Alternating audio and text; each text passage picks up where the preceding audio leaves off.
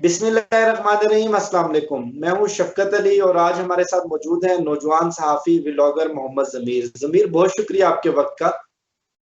जी welcome शफकत भाई। अच्छा ज़मीर, जैसे मरियम नवाज ने कहका लगाकर कहा था कि हा हा हा पीडीएम में लड़ाई हो गई है, कहा तो तंजन हुकूमत को था, लेकिन आज वाकईतन लड़ाई नजर भी आ गई। और जिस तरह आप कहते हैं कि आपके मोहल्ले में रंगड़ों की और चंगड़ों की लड़ाई होती है, तो उनके मर्द दूर खड़े होकर तमाशा देखते हैं और औरतें एक दूसरे के पुराने राज और पुराने रिश्ते खोलती हैं। तो चले थे ये बेचारे हुकूमत गिराने के लिए, लेकिन एक दूसरे के साथ बाहों दस्ते गिरवा और एक दूसरे पे कीचड़ उछालना, क्या चल रहा है ये सब कुछ? शफकत अली कुरैशी साहब, सबसे पहली बात तो यह है कि आपको, हम सब को और तमाम जितने भी जो यूट्यूबर व्लॉगर हैं, जितने भी ये रिसर्च का काम करने वाले हैं, कंटेंट क्रिएट करने वाले जो नौजवान हैं, सबको पहले तो वो बंदा ढूंढना चाहिए जिसने ये जबरदस्ती की शादी करवाई है। हमारे हम्म। यहाँ इधर मियां में एक बड़ी मशहूर एक कहावत भी है और एक लतीफा भी है। वो कहते हैं कि आपको ये भी अंदाजा है ना कि हमारे यहाँ ये कल्चर है कि जब भी कोई शादी होती है उस पे सिंगर बुलाया जाता है और वहाँ पे मौसीकी का एक प्रोग्राम होता है। तो एक बड़ा शरीफ खानदान था और बड़े बुजुर्ग थे, लेकिन उसके बच्चे बस जिद थे कि जी हमने सिंगर को बुलाना है, हमने हम्म। वो जो मौसीकी का प्रोग्राम करवाना है। तो वो जो उनका हम्म। बुजुर्ग था वो उनको कहता है कि भाई बात सुने, हमारी वो हम शरीफ खानदान से हैं, हमारा असर रसूख है, लोग हमारे पास आते हैं, हम लोगों के मामलात हल करते हैं, अब किन कामों में पड़ गए हैं, हम ऐसा नहीं करेंगे। बहरहाल बच्चे पावरफुल थे, जिस तरह मरियम नवाज साहब पावरफुल हैं, बिलावल जरदारी वालदैन से ज्यादा पावरफुल हैं। तो बच्चों ने ज्यादा इसरार किया तो वालिद साहब ने इजाजत दे दी कि ठीक है भाईजान, आप प्रोग्राम करवाएं, लेकिन ये चीज है कि वहां पर मौसीकी नहीं होगी, बल्कि वहां पर जो है वो एक रूहानी किस्म का प्रोग्राम होना चाहिए। उन्होंने कहा ठीक है। पूरे इलाके में पोस्टर लग गए। जब लगे तो जो गाने वाला था ना, उसके सुर अलग थे, साज अलग थे, जो ढोलकी की आवाज वो अलग थी, तो बंदे बड़े आवाजार, और वो बंदा चुप भी ना करे।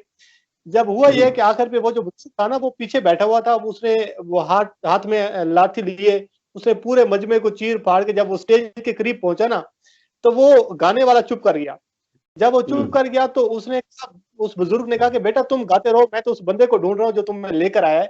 तो सबसे पहले तो यह है कि हमें वो बंदा ढूंढना चाहिए जिन लोगों ने इनकी वो जबरदस्ती बंदा शादी तलाश करवाई है। करें जिसने ये जबरदस्ती की शादी करवाई है। हाँ, बिल्कुल।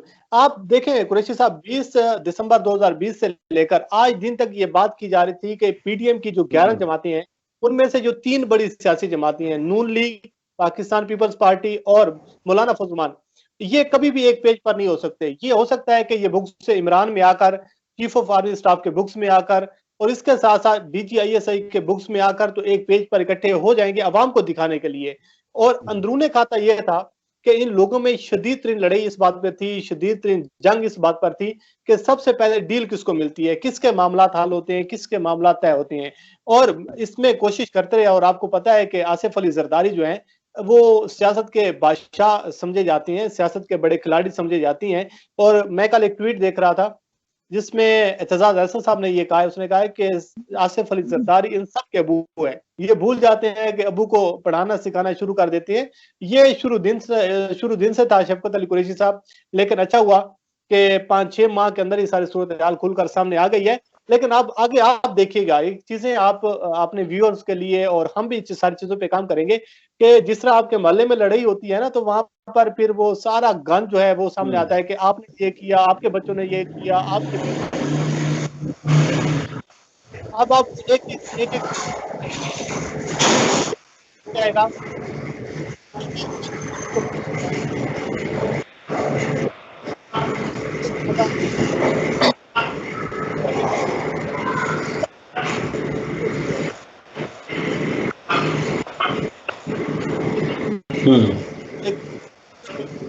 आपने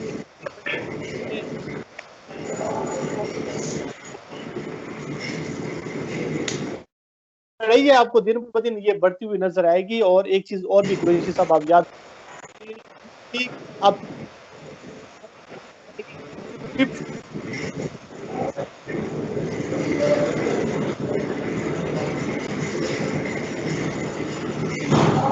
अच्छा जमीर, जैसे आज मरियम नवाज ने इल्जाम लगाया कि अगर अपोजिशन लीडर की निशस्त सेनेट के अंदर चाहिए ही थी तो मेरे वालिद से राब्ता करते, वो ले देते, वो वोट दिलवा देते, और बाप की तरफ उन्होंने इशारा किया।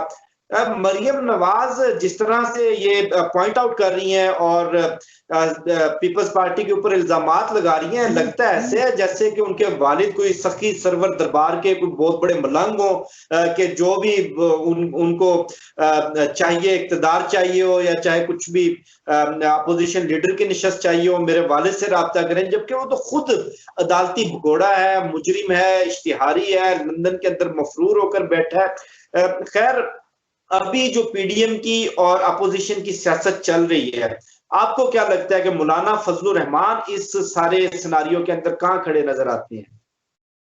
भाईजान, मौलाना साहब को तो सबसे ज्यादा नुकसान हुआ है। सबसे ज्यादा अगर किसी को तकलीफ पहुंची है, सबसे ज्यादा अगर कोई नुकसान में रहा है, खसारे में रहा है, तो वो मौलाना फजलुर रहमान रहे हैं। मैं दो चीज आपके सामने रखता हूँ। 2019 का आप आजादी मार्च देखें, मौलाना फजलुर रहमान इस्लामाबाद आती हैं, लेकिन वापस क्या जाते हैं, नवाज शरीफ लंदन चला जाता है। अब मौलाना ने ये मुहिम चलाई, मौलाना ने पार्टी को तकसीम कर बैठे, अपनी पार्टी दो पे लगा बैठे, टूट फूट का शिकार हो गई, अपने बंदे भाग गए। पैदा किसी ने उठाया, आसिफ अली जरदारी पे तो आ गए। अब्दुल हसन अहमद साहब से कहे कि मौलाना फौर है, ये मौलाना साहब जो है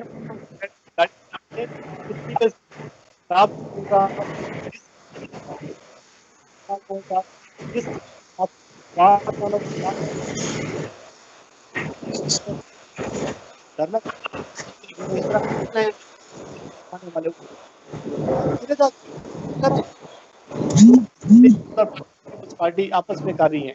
आप अंदाजा लगाएं, कभी शब्बीर मेमन साहब ने एक किया है, उन्होंने ट्वीट किया जिसमें कहते हैं कि आप कह रही हैं कि फलां का बाप और फलां का बाप, ये भी बता दें कि किसका बाप किसकी मिन्नतें तरले करके पाकिस्तान से बाहर गया इलाज के लिए। तो ये लड़ाई आने वाली शदीद तरीन लड़ाई होगी। सबसे ज्यादा अगर किसी को फायदा हुआ तो हुकूमत पाकिस्तान को हुआ है, इमरान खान को हुआ है, हुकूमत के नैरेटिव को हुआ है, और अपोजिशन में जो फायदा उठाने में है वो आसिफ अली जरदारी, उसका खान। लेकिन आप ये देखें कि वो मुस्लिम लीग नून, वो आसिफ अली जरदारी, आप आसिफ अली जरदारी की सियासत को शाबाश दें कि जिसने मरीम नवाज को अपने कराची में वहां पर सजदे करवाए। उसके बाद मौलाना जो है, मौलाना और मरीम नवाज को इस कदर उन्होंने जलील के रसवा किया कि मरीम नवाज को वो गड़ी खुदाबश ले गए। जिस मरीम नवाज के अबू, जिस मरीम नवाज का पूरा खानदान बेनजीर भुट्टो साहिबा के लिए हेलीकॉप्टर से नंगी तस्वीरें फेंकते थे, उसी की मजार पर जाके उन्होंने वहां पर उनसे दुआ करवाई, वहां पे सजदे करवाए। और बाद में ये हुआ कि जब ये कराची गई हैं, वहां पर इनके होटल का दरवाजा तोड़ा गया, बिलावल जरदारी और साहब, मतलब कि जो भी चीजें देखे ना, 20 सितंबर 2020 की एपीसी की चीजें आप एक एक करके निकालें, और उस रात से लेकर आज के दिन तक आप जो न्यूट्रल एनालिस्ट हैं, जो न्यूट्रल तज्जियाकार हैं, उन लोगों की अगर आप बात सुने तो शुरू दिन से ये बात की जा रही थी कि ये फिल्म ज्यादा देर नहीं चलेगी। लेकिन जो सबसे अच्छी बात यह है कि अब आने वाले दिनों में आपको इन तमाम अपोजिशन की 11 जमातों का जो अंदर की चीजें हैं वो बाहर आना शुरू हो जाएंगी कि किसने जाकर कौन से दरवाजे से एंट्री मारी, किसने जाकर आप किस पैर जाकर मैंने मिन्नत